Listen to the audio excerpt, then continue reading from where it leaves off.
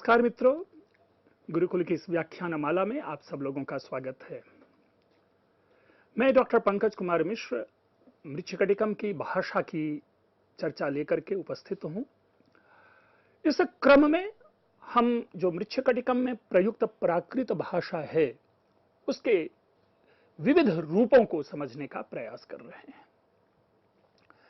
इसी क्रम में हमने यह सूचना दी थी आप लोगों को कि टीकाकार पृथ्वीधर ने 7 प्रकार के प्राकृत का उल्लेख किया है जिसकी विद्यमानता मृच्छकटिकम में पाई जाती है। और तदनुसार ये जो 7 प्रकार के हमने भेदों का परिगणन किया उसमें शौरसेनी और अवंतिजा इन दोनों के रूप स्वरूप को जाना था और प्राच्या के ऊपर हम लोग विमर्श कर रहे थे। और उसी प्राच्या के क्रम में एक हमने विशेष बात बताने की कोशिश की थी कि प्रायशः प्राकृत में जो स है वह स का ही प्रयोग होता है, श और श का प्रयोग नहीं होता। और यदि होता है, यदि कहीं प्राप्त होता है तो वह प्राकृत की स्वाभाविक प्रवृत्ति नहीं बल्कि वह अपवादात्मक विशेषता बनती है। अर्थात स की जगह पे यदि कहीं श या कहीं श प्रयोग में आता है वह अपवाद है। वह इसलिए अपवाद है क्योंकि मृच्छकटिकम में शकार केवल और केवल श बोलता है, तालव्य श, जिसके कारण ही उसका नाम शकार पड़ गया। तो ऐसी स्थिति में वो अपवाद रूप है, ना कि वो जनरल एक कॉमन लॉ, कॉमन रूल है। तो अस्तु प्राच्या में यह उसका लक्षण देते हुए हम लोगों ने जाना था कि श श स के स्थान पर स हो जाता है और एक किसमें ककार की प्रचुरता पाई जाती है। ककार यानी स्वार्थिक ककार जिसे कहते हैं, जिसको हम लोग व्याकरण के सूत्र में स्वार्थिक कण वाला जो रूप कहते हैं, जैसे बालक है तो ऐसे रूप में क। लेकिन पुनः जो पृथ्वीधर की अगर इस टिप्पणी को हम देखें तो और आरोपित करें अगर प्राच्या प्राकृत के ऊपर में, तो भले ही प्राच्या प्राकृत की यह विशेषता होगी, किंतु यदि विदूषक के संवादों के संदर्भ में उस प्राच्या की व्याख्या की जाए तो उस पर यह लक्षण घटित नहीं होता, क्योंकि विदूषक जब विदूषक संवाद देता है तो उसमें ककार की प्रचुरता नहीं दिखाई देती। यानी क जो है, जो कवर्ग वाला जो क है उसका प्राचुर्य नहीं प्राय है। अब इस प्राच्या के कुछ उदाहरण देख ले जहां पर स की बहुतायतता है। ऐसा, ससुवर्णा, ऐसा यानी ऐशा, ससुवर्णा यानी ससुवर्णा, ससुवर्णम जिसे कह ले, सुवर्ण सहितम हम जिसे कहते हैं। सहिरण्या, सहिरण्य। अब देखिए यहां पर अगर सुवर्ण और सहिरण्या से हम स को एस्टैब्लिश नहीं कर पाएंगे, क्योंकि सुवर्ण की स्वाभाविक प्रवृत्ति ही स है, श है नहीं, श है नहीं। तब हां एक चीज जरूर है कि स का बहुधा प्रयोग है और वो विदूषक के संवाद में प्राप्त होता है और विदूषक प्राच्या प्राकृत बोलता है, इसलिए हम यहां पर विदूषक की भाषा को प्राच्या का उदाहरण के रूप में लेते हैं।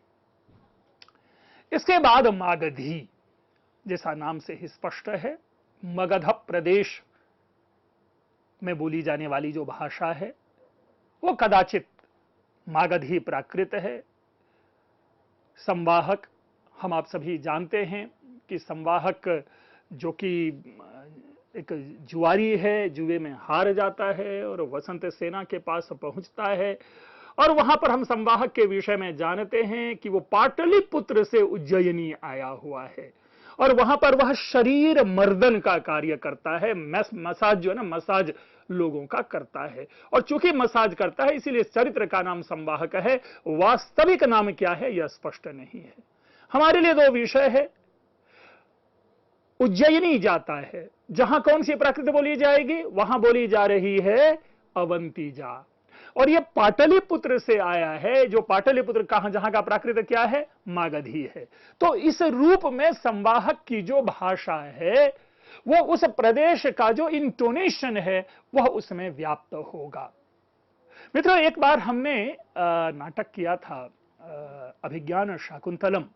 और उस अभिज्ञान शाकुंतलम में जो आप कह लें जहां मछुआरे का वृत्तांत मिलता है, जहां पर सूचक है, जानुक है और जो राजस्याल है, वह एक मछुआरे के मछली के पेट से जो वो अंगूठी वाली जो घटना है, उस पूरे सीन की हमने जो परिकल्पना की थी वो एक बड़े ही विचित्र तरीके से हमने परिकल्पना की थी। जैसे जो मछुआरा है उसको हमने दाक्षिणात्य बना दिया, अर्थात वह जो संस्कृत बोलेगा उसमें वो दाक्षिणात्य प्रभाव झलकेगा। और दो जो उसमें सिपाही है, सूचक और जानुक को, उसमें से एक को हमने बिहार प्रदेश का लहजा दिया था और दूसरे को हरियाणा प्रदेश का लहजा दिया था। और आश्चर्य लगेगा कि वो बड़ा ही सशक्त प्रयोग था और बड़े ही सुंदर तरीके से लोगों ने मानो उस पूरे नाटक का सबसे महत्वपूर्ण पक्ष उसी को माना था। अस्तु, चर्चा यह है कि एक पाटलिपुत्र का रहने वाला उज्जैनी में संवाहक पहुंचता है और वहां जो एक वेरिएशन ऑफ जो कम्युनिकेशन होगा वो स्पष्ट दिखेगा, ठीक उसी प्रकार जिसमें दिल्ली में आने के बाद अगर कोई उत्तर प्रदेश का है तो उसकी हिंदी, कोई बिहार का है उसकी हिंदी, कोई दक्षिण भारत का है उसकी हिंदी, कोई बंगाल प्रदेश का है तो उसकी हिंदी, इन सारी हिंदी में आप एक विविधता देखेंगे और तदनुसार उसी के आधार पर हम उस व्यक्ति विशेष का अभिज्ञान कर लेते हैं कि वह किस प्रदेश से है। यहां पर भी संवाहक का अभिज्ञान जो है वो मागधी प्राकृत बोलने में है। संवाहक है, 3 चेट है, एक भिक्षु है और रोहसेन है। रोहसेन जो कि चारुदत्त का पुत्र है। ये 6 के 6 चरित्र मागधी बोलता है। लेकिन मित्रों, पुनः एक प्रश्न उत्पन्न हो जाता है। यह विश्लेषण मैं नहीं दे रहा हूं, यह विश्लेषण पृथ्वीधर का है। रोहसेन जो किसका पुत्र है? चारुदत्त और धूता का। धूता कौन सी प्राकृत बोलती है? शौरसेनी। प्रश्न यहां पर यह उत्पन्न होता है, रोहसेन फिर मागधी प्राकृत कैसे बोलेगा? क्यों? क्योंकि कोई भी संतान अपने माता और पिता से सर्वाधिक निकट होता है और माता ने यदि पुत्र का पालन किया है तो उसके पुत्र की भाषा जो है माता की भाषा के अनुकूल होनी चाहिए। और वो माता आपको शूरसेन का है तो इसलिए रोहसेन में भी शौरसेनी प्राकृत का प्रभाव होना चाहिए।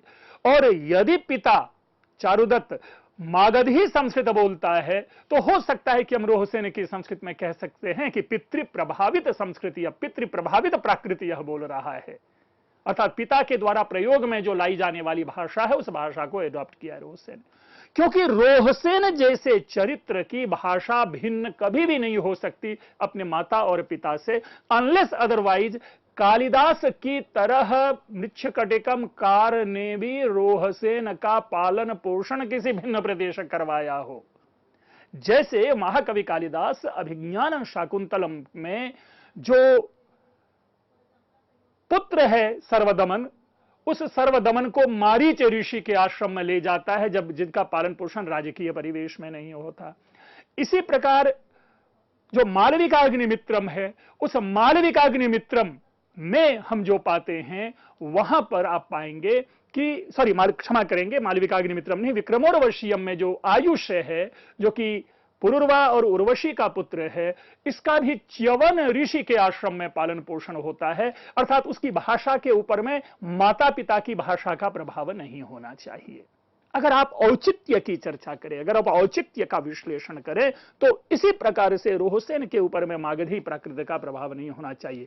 हां, हम ये जरूर कह सकते हैं कि यदि रोहसेन का पालन पोषण मगध प्रदेश में हुआ हो या किसी मगध धाई के संदर्भ में हुआ हो तो वो बोल सकता है। पुनः मैं ले जाऊंगा कि अगर आप कालिदास के चरित्र को देखें तो एक सीता को छोड़ करके प्रायः किसी भी माता ने अपने पुत्र का स्वयं पालन पोषण किया हो। मैं कालिदास की बात कर रहा हूं, क्योंकि बार बार कालिदास अपने चरित्र को, खास करके रघुवंशीय चरित्र को, धाई के हाथों पालन पोषण के लिए भेज देते हैं। राजा दिलीप की पत्नी सुदक्षिणा को दिखाया जाता है कि संतान प्राप्ति के लिए नंदिनी की सेवा में लीन है। एक गर्भवती सुदक्षिणा का वर्णन है। गर्भ से पुत्र के उत्पन्न से पूर्व की सारी मनोव्यथा, सारी प्रसन्नता, सारी चीजें जो है सुदक्षिणा की दिखाई जाती है। लेकिन रघु का जन्म होता है और सुदक्षिणा को हाशिए पर ला करके, अर्थात माता से पुत्र को दूर धाई के हाथों पालन पोषण करवा दिया जाता है। वो अलग विषय है। मूल विषय जो हम भाषा की निश्चितता यहां कर रहे हैं, तो इसीलिए यदि पृथ्वीधर ने रोहसेन को मागधी दिया है या नाटककार ने सविशेष रोहसेन के लिए मागधी भाषा का प्रयोग किया है, तो नाटककार के भी इस कल्पनाशीलता पर प्रश्न उत्पन्न होता है और उन्होंने प्रदेश विशेष, भाषा विशेष के आधार पर चरित्र का निर्माण नहीं किया है। मैं केवल रोहसेन के संदर्भ में कर रहा हूं। हालांकि ऐसी टिप्पणी, ऐसा विमर्श आपको अन्यत्र पुस्तकों में प्राप्त नहीं होगा। तो ये 6 पात्र मागधी बोलते हैं। मागधी भाषा में तालव्य शकार होता है, अर्थात श, श, स इन तीनों के स्थान पर श बोला जाता है। जैसे अगर असीम है तो हम उसको असीम बोलेंगे, एश है तो एशे बोलेंगे, शक्तिया ठीक है, श रहेगा ही रहेगा। तो इस तरह से जो अस्य है तो अश हो जाए। लेकिन मुझे अभी भी लगता है कभी कभी कि ये एक बड़ा ही सुंदर रूप है और प्रायशः जो प्राकृत की सशक्तता, प्राकृत की अगर विशेषता की जब बात करते हैं तो उनमें जो प्रधान प्राकृत है उन प्रधान प्राकृत भाषाओं में मागधी और अर्धमागधी का सविशेष उल्लेख होता है। तो ये ऐसा है, ये मागधी प्राकृत का प्रभाव मृच्छकटिकम के चरित्र के ऊपर देखा जाता है। इसीलिए मृच्छकटिकमकार ने मागधी प्राकृत का भी प्रयोग अपने मृच्छकटिकम नामक नाटक में किया है। इसके बाद शकारी। मित्रों, मैं इससे पूर्व ही शकारी प्राकृत के ऊपर में विमर्श दे चुका हूं।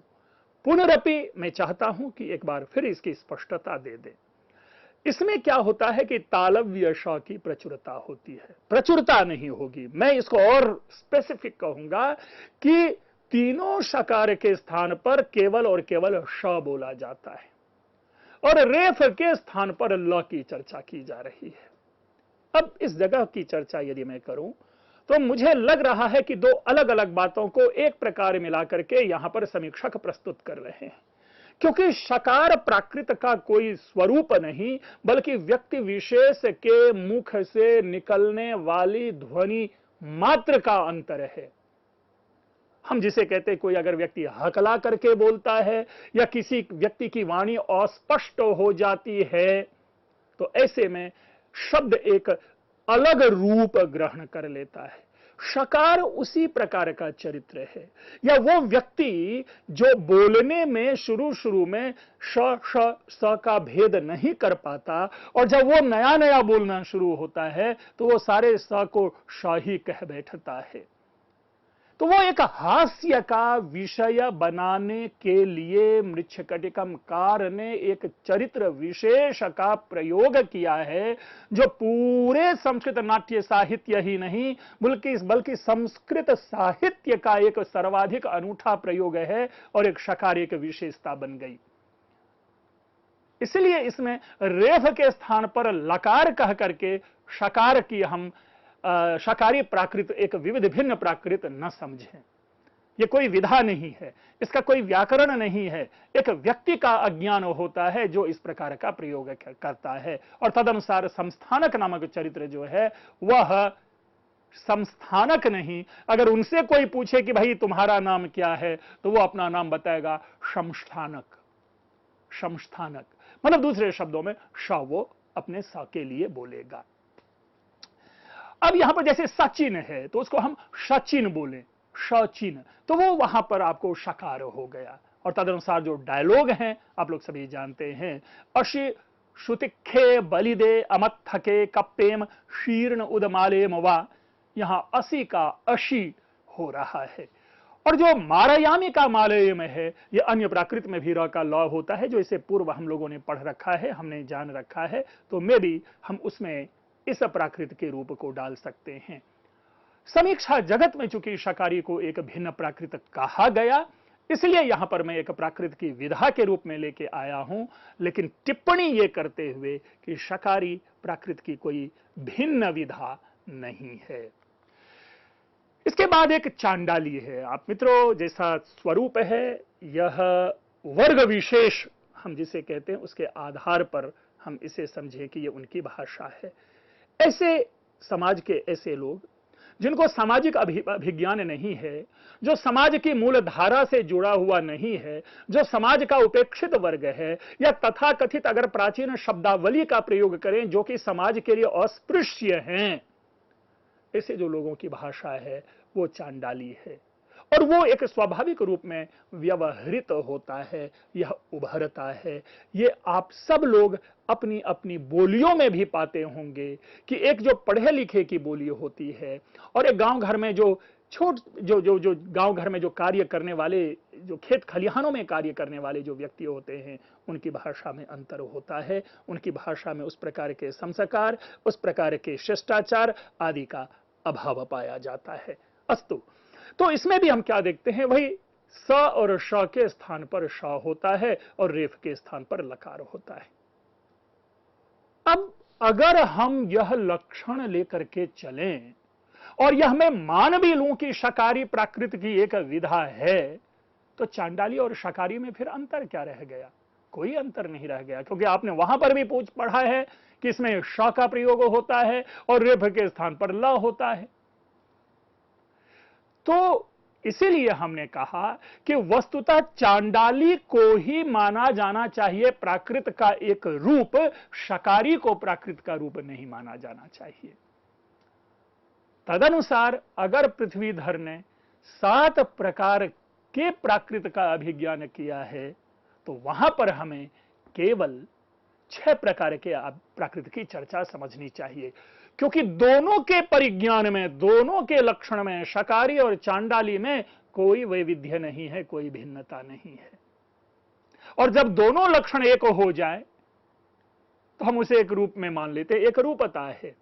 और चूंकि मैंने शकारी को प्राकृत नहीं कहा, तो इसलिए हम इसे केवल चांडाली का लक्षण समझें। और चांडाल जो कथन आप बाद में पाएंगे, खास करके चांडाल अगर मृच्छकटिकम के संदर्भ में देखें तो जो जल्लाद है, जो चारुदत्त को फांसी देने के लिए ले जाता है, या मुद्रा राक्षसम में जो जल्लाद है, चांडाल हैं, कालपाशिक और दंडपाशिक नामक 2 चरित्र हैं। यद्यपि वो 2 चरित्र केवल एक वेश मात्र धारण किए हुए हैं, तो लेकिन जो 7वें अंक में जो चंदन दास को फांसी के लिए ले जाता है, तो ऐसे जो चरित्र हैं हमारे नाटकों में वो चांडाल माने जाते हैं।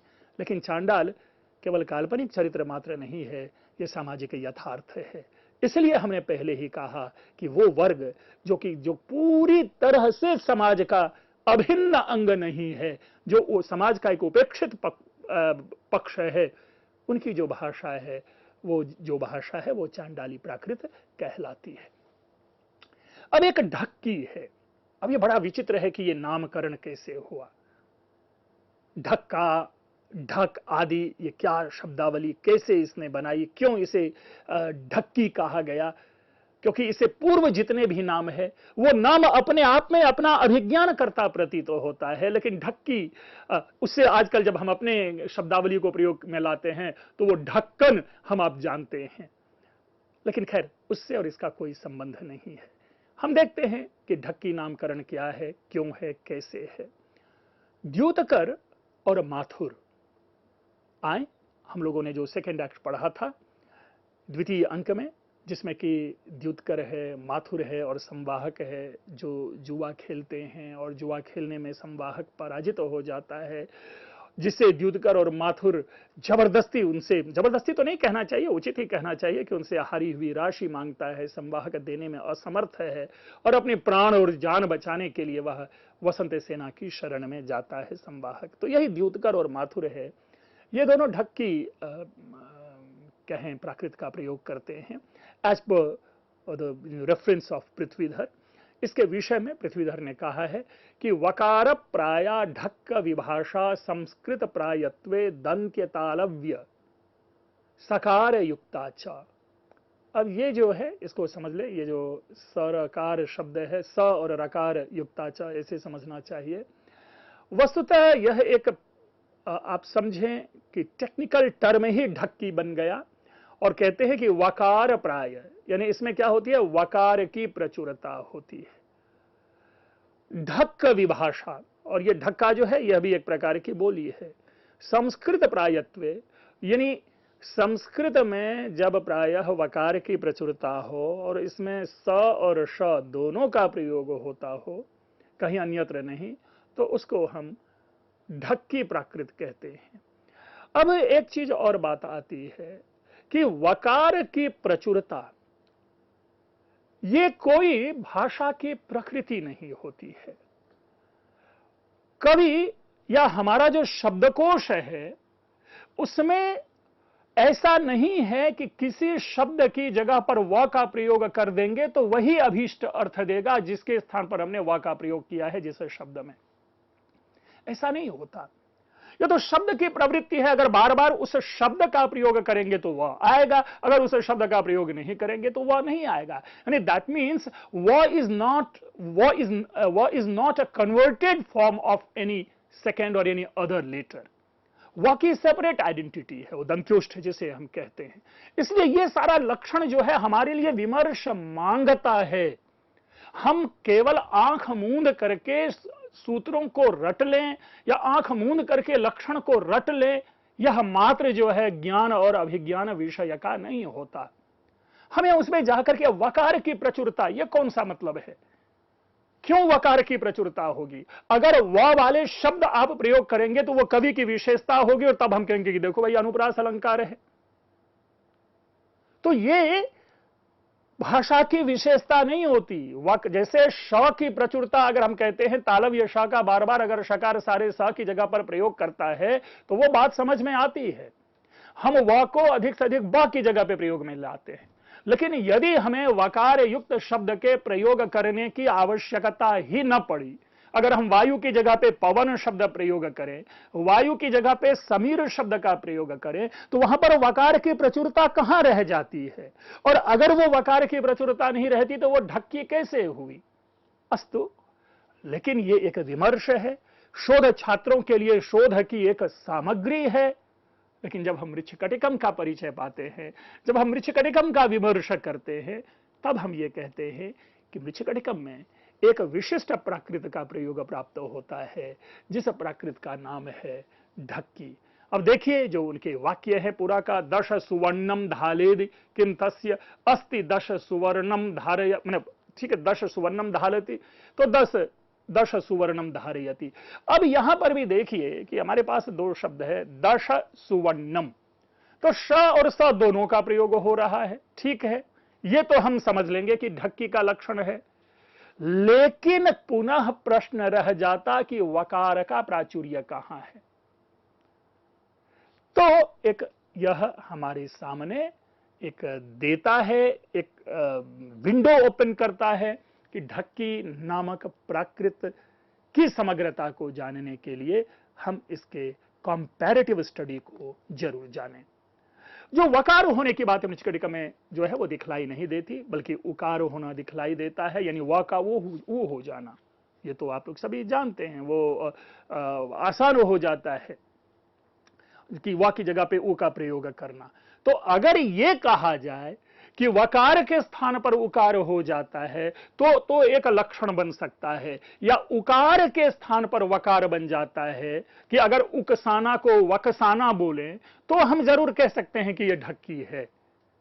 लेकिन लक्षण में यह नहीं है। और मैं समझता हूं कि शायद इस रूप में विमर्श करें कि संस्कृत के किन किन वर्णों का परिवर्तन व में हो रहा है, चाहे वो उ हो या उ हो, तो और ब, इन तीनों की संभावना होती है। उ और ब, ये तीनों अगर व में बदले तो हम कह सकते हैं कि हां ये ढक्की भाषा का लक्षण है, जहां पर ये वर्ण वकार में परिणत हो जाता है। ढक्की के ऊपर में एक बड़ी अच्छी टिप्पणी है जो डॉक्टर कीथ की हमें प्राप्त होती है। डॉक्टर कीथ आप लोग सभी जानते होंगे, एबी कीथ, इनके संस्कृत साहित्य का इतिहास बड़ा ही प्रसिद्ध ग्रंथ है। उसमें एबी कीथ कहते हैं कि वस्तुतः यह टक्की होनी चाहिए, यानी ढक्की नाम ना होकर के टक्की नाम होना चाहिए, और लिपि की अशुद्धता से इसे ढक्की पढ़ लिया गया। ट लिखा गया होगा पांडुलिपि में, उसे लोगों ने ढक्की पढ़ लिया हो। तो ये एक नाम मैंने चूंकि पहले ही कहा कि ढक्की का नाम ढक्की क्यों रखें, तो ये एक विशेष बात हमने कही थी। पिशेल ने इसे पूर्वी बोली माना है, जो पूर्वी अभी प्राच्या के साथ जिसकी चर्चा हम कर रहे थे, और ग्रियर्सन जिन्होंने बहुत अधिक भाषा विज्ञान में खास करके जो हिंदी, मैथिली एंड ऑल के ऊपर में कार्य किया है, उनके अनुसार यह पश्चिमी बोली है। अब अलग अलग मत है, अलग अलग विमर्श है, अलग अलग समीक्षकों ने अलग अलग दृष्टि से इनके ऊपर में विमर्श किया है। नाट्य शास्त्र में ढक्की नाम का उल्लेख प्राप्त नहीं होता है, तो इसीलिए मैंने जो शुरू में सूचना दी थी कि यह ढक्की नामकरण जो है इसके ऊपर भी विश्लेषण होना चाहिए। हां, वनेचरों को उकार प्राय भाषा का उल्लेख, वनेचर जो है, जो जहां जहां वनेचर आदि प्राप्त होते हैं वहां के लिए उकार का प्रयोग प्राप्त होता है। और जो मैंने आपको एक संकेत दिया कि कदाचित ऊ का ही कन्वर्जन व में होता होगा, जिसके कारण हम ढक्की की इसे विशेषता मानते हैं। इन 7 भाषाओं में शकारी और चांडाली दोनों मागधी की विभाषा है, मागधी की उपबोली है, और इनमें रेफ को लकार आदि की हमने चर्चा की है, हो जाता है। लेकिन पृथ्वीधर ने दाक्षिणात्य जो प्राकृत है इसका इसमें रिफ्लेक्शन नहीं दिखाया है, उनको एक तरह से त्याग दिया है, जबकि यह स्पष्ट है कि चंदनक जो चरित्र है वो दाक्षिणात्य है। मैंने संवाहक के चरित्र को लेकर चर्चा की कि वो मगध प्रदेश का है, इसलिए उसकी भाषा मागधी है, लेकिन चंदनक जो दक्षिण प्रदेश का चरित्र है उसकी भाषा दाक्षिणात्य संस्कृत, दाक्षिणात्य प्राकृत नहीं है। इसका विमर्श पृथ्वीधर ने अपने ग्रंथ में, अपनी टीका में नहीं दिया है। लेकिन इन प्राकृत के अध्ययन से, इन प्राकृत के विशिष्ट बोध से, अवबोध से, ज्ञान से हम एक चीज तो जरूर समझ सकते हैं कि आज जो हमारी प्रादेशिक भाषाओं का विकास हुआ है, या आज जो कुछ कतिपय मूल भाषाओं का विकास हुआ है, उसके नेपथ्य में संस्कृत के साथ साथ इन जो कंटेम्पररी जो उस काल, जो तत्कालीन भाषा है, उस भाषा का प्रभाव हम जरूर ढूंढ सकते हैं, जरूर समझ सकते हैं, और इसे हमें समझना भी चाहिए। यही कारण है कि मृच्छकटिकम में जो विविध पात्र हैं, इतने प्रकार के जो चरित्र हैं, इन चरित्रों की दृष्टि से हम पाते हैं कि इस प्रकार के प्राकृत में एक वैरायटी है, एक अलग अलग प्रकार के प्राकृत का हमें दर्शन होता है। मित्रों, हमने इस प्राकृत के वैशिष्ट्य को जाना, मृच्छकटिकम में प्राकृत के प्रभाव को जाना, उनकी भाषाओं से हमने अलग अलग चरित्र को समझने की कोशिश की। इसके साथ ही हम मृच्छकटिकम की कुछ समीक्षा परक पक्ष है, मृच्छकटिकम की जो विशेषता है, मृच्छकटिकम में ऐसी कौन सी चीजें हैं जो हम आप लोगों के साथ एक नूतन तरीके से, अभिनव रूप में, प्रत्यग्र रूप में आपके सामने प्रकट कर पाए, इसके लिए आप लोग जरूर आने वाले और व्याख्यान में साथ दें। आप लोगों ने ध्यानपूर्वक सुना, आप लोगों का बहुत बहुत धन्यवाद।